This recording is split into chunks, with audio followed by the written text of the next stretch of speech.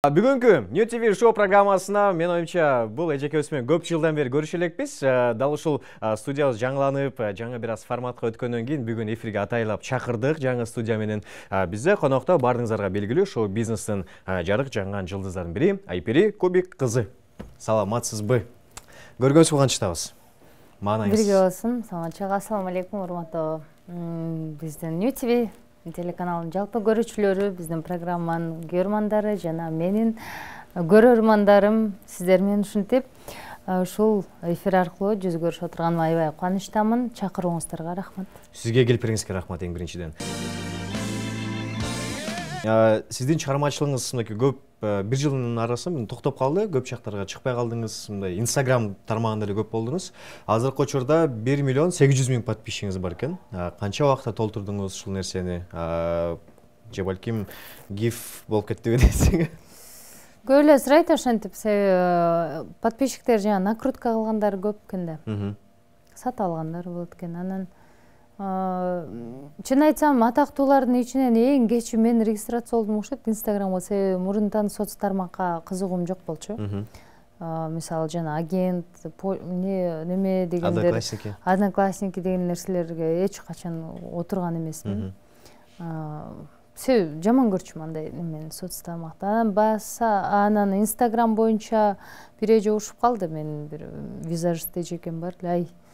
Илгатар, сен да неме кыл да, бул деген жумушуңа керек да. Мейли сен башка неме кылбайлы, бирок жумушка керек дегенден анан мен кызыкпайм да ал нерсеге. Негизи эле мындай баягы жеке жашоомду мындай эл алдына мынтип койгонго мен каршымын да ал нерсеге. Көп эле мынтип ачыла албайм да негизичи. Анан ошого кандай болот, эмне болот деп отур. Анан кийин регистрация болгом 16-17 жылы беле, 16-жылы, по-моему, ошондой болсо. Мен эсимде ошол кезде сиздики бир 80-100 миңге жакын катталуучуңуз бар болчу да? Билбейм, ошондой да. Мен деле эсимде жок. Анан мындай аябай деле активдүү болуп, аябай оорубайм деле бул эме Инстаграм менен. Кудайга шүгүр, ошол акка чейин ушунча катталуучум, ушунча көрүүчүм болду. Анан соң официалдуу түрдө Инстаграм баракча меники болду официалдуу түрдө, жана көк галочка алып өздөрү Инстаграм өздөрү тапшырган бул нерсени дагы. Аны кудайга шүгүр ал дагы өзү эле келген экен. Азыр ойлоп көрсөм документтер толтуруп койгом. Паспорт эмелерди сурашат турбайбы. Анан аны деле баягы көп эле эткин сатып алган, же болбосо мындай деген. Азыр эми бар жокту заман өнүккөнү да, бар жок кылса болот болуп калды го. Ошондо мына 16-жылдан бери азыркы убакытка чейин ушул подписчик топтолуптур. Эч убакта бирөөгө бир сом берип же бир сатып алган эме же бир накрутка кылып сен иштешиңен эле көз каранды. Сен эгерде активдүү болсоң, кызыктуу нерселер чыгарсаң, элге кызыктуу болсоң, ошол маалда актив көтөрүлөт, просмотр көтөрүлөт. Эми сиз менен буга чейин сүйлөшүп калганда ушул мен билгенден балким ушул хиджаб кийип калганыңызга бир 1,5 жыл, 1 жыл аралык болуп калды. 1 жылга чукулдап калды. 1 жылдай болуп калды. Мындай эмне түрткү болду ушул нерсеге? Бардыгына кызык болду болуш керек ошол учурда. Сиздин көрөрмандарыңыздарга. Көп сурайт, эмнеге кийип калдың, эмне болду, жашооңдо бир нерсе болду, кыйналдыңбы же бирөө кыйнадыбы, же күйөөң кыйнадыбы депчи. Жок, бул эч кандай эчтеке болгон жок. Кыйналып же болбосо баягы чубак ажараматылык айтмакчы, бул жолго баары бир келебиз. Сыйың менен келбес, сыйың менен болбосо ый менен келесиң дейт да. Ошого өз сыйым менен өзүм изденип, өзүм баягы ушул жолду тандадым. Кудайга шүгүр. Алланын ыраазычылыгы үчүн ушул көп нерседен напсимде тыйдым. Көп нерсени эмнеге туура эмес болсо, эмне туура болсо, айтор баарын баягы өзүмдүн милдеттик баягы пенделик парызыңды аткарууга аракет кылып аткан учурум. Ошол менен бирдикте жашоо улана берет бул деген. Баягы көпчүлүк ойлойт да, жолго кирсе эле бул караңгылык деп түшүнөт да. Жок, тескерисинче шариатка ылайыктуу кийинип алып өз жумушуңду уланта берсең болот, албетте шариаттын негизинде, чеги менен. эмнеге уруксат болгон болсо, демекчи анан жашоо кандай болгон болсо, айтор ошондой эле улана берет, бирок бир аз өзгөрүү менен албетте. Эми сиздин учуруңузда жакшылык жактары көбүрөөк болдубу сиз үчүн? Эмнелер жагында, мисалы өзүңүз айтып атпайсызбы, көп жагынан тыйдым депчи. Ошол нерсе балким сиз үчүн плюс нерсеге айландыбы? Көп нерсе балким сиз билбеген нерселерди үйрөндүңүзбү ошодон кийин? Негизи напси менен күрөшүү бул өтө чоң бир согуш да.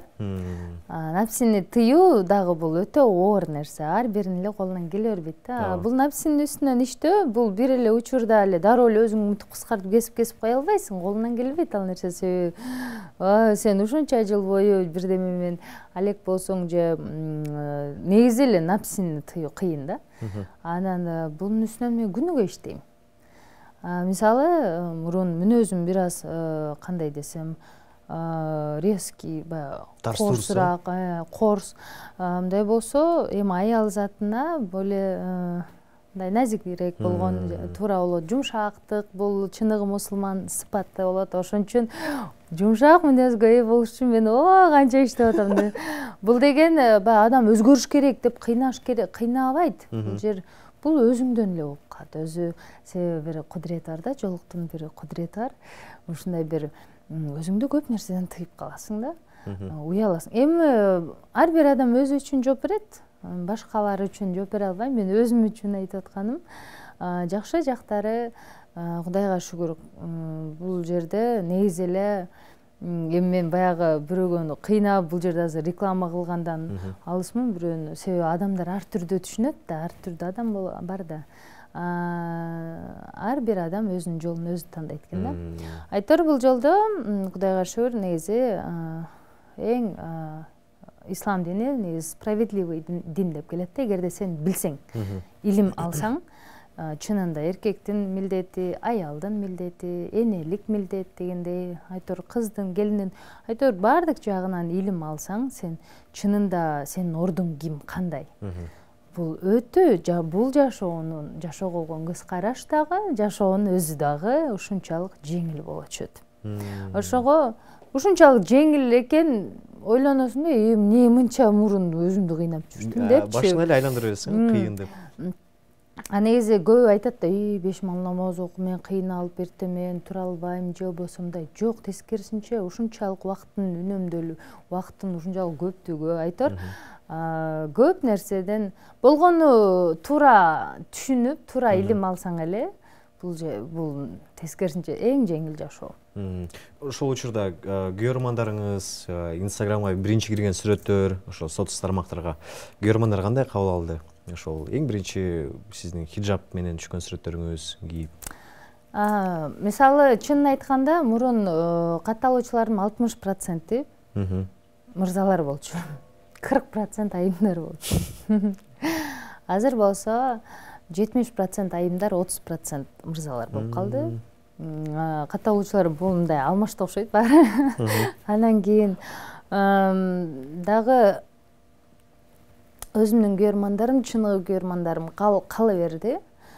Эми баягы тескерисинче мисалы жолук болгон көз карашы, дароо немелер бар да, мисалы биздин кийим эмес, анан сен неге деп анан андайлар өзү эле алысталып калды окшойт деп ойлойм. Бирок дароо эле адамдардын кабыл алуусу 90%. Бул аялыңда, экинчи аялыңда түшүнсө, алар да диндар адамдар болсо, андай жашоо жеңил болот. Эмне үчүн экинчи аял алса болбойт? Биринчи аял алып, сен мүмкүнчүлүгүң ашып ташатса, азыркы учурда кыйналган аялдар көп. Жалгыз бой энелер, көп балалуу аялдар, жолдошу таштап кеткен, ажырашкан аялдар өтө көп бизде. Андай аялдарды бузулуп кеткенден сактап, бирөөнү алып бак балдары менен. Бул деген канча сооп да. Бирөөнүн бир жетим баланы алып баккан, жөн багыш эмес, ага күлкү тартуулап баштан сылап койгон, бул эбегейсиз чоң сооптор да. Бул нерсе просто даяр болуу, жүрөктөн даяр болуу, акыл менен даяр болуу, бул көп нерсени талап кылат да. Эми баары эле оозунун учунда айтып кое берет. Мырзалар деле, айымдар делечи. Буну жашоодо көргөн башкача. Бирок канча деген мисалы алымдарды көрүп турам. Эки аял жакшынакай эже сиңдидей ол эчишип бирөө биринин жоолугун оңдоп ушундай болуп жүрөт да. Бул үчүн эмне деген илим керек? Айымдарга эмне деген түшүнүктүү болуш керек, э? Түшүнүк керек. Ооба. Анан 4 аял азолу ал, пожалуйста, колуңан келсе. Сен биринчи аялың айтып алчы, мен башка бирөөгө үйлөнөм деп көрсө, ошого кудуретиң жетеби? Кудуретиң жетсе, пожалуйста.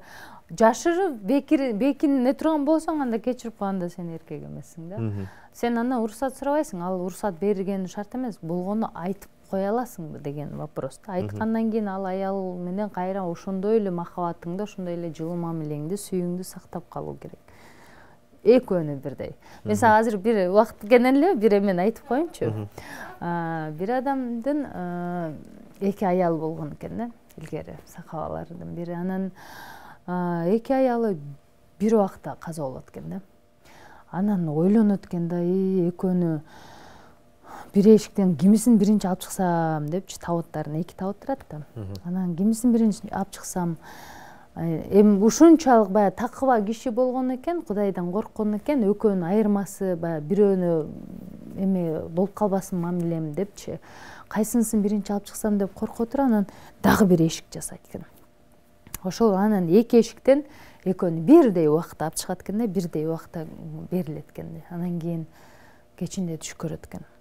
Түшүндө анан бир аял айтат экен, неге сен тиги аялыңды жаңы эшиктен алып чыгасың да, мени эски эшиктен алып чыктың дейт экен да. Айтор бул менен эмнени айтайын дейм. Аял киши, эркектин нафсиси бир болсо, аялдыкы 9 нафси болот да. Себеби аял киши эч качан баягы ыраазы боло бербейт да. Айта берет, сөздөн кайта берет. Тилден айтыла берет, сөздөн кайта берет кайра-кайра. Аял киши биз ушинтип жаралганбыз. Негизи ушундай хадис бар. Аялды ыраазы кылып бүтүү бул мүмкүн эмес. Бул хадисте келген да. Ошон үчүн ошого кайыл болуп ошого эркектер ошону билип, ушундай хадис бар экенин билип, аял киши тойбойт эч качан, вечно сүйлөнө берет деп эркектер жамандап, эркектер ушактап кетет да азыр. Аялдарын отуруп алып ушакташышат да азырчы көбүчө. Ошону билип, ошону түшүнүп, сен аял өзү ушундай жаралган. Кудай таалам ушинтип жараткан. Демек ошого көз жумуш керек. Демек ошого көнүш керек. Болду. Илгери сахабалар деле ошондой. Аялдар алардыкы деле ошондой болгон да, мисалы да. Бирок сыноо ар түрдүү болуп келет. Кээ биринин аялы жакшы, күйөөсү эме болуп калышы мүмкүн. Кээ бир күйөөсү, кээ бир экөө тең жакшы болушу мүмкүн. Айтор бул жашоо сыноо. Убактылуу жашайбыз. Жакшы.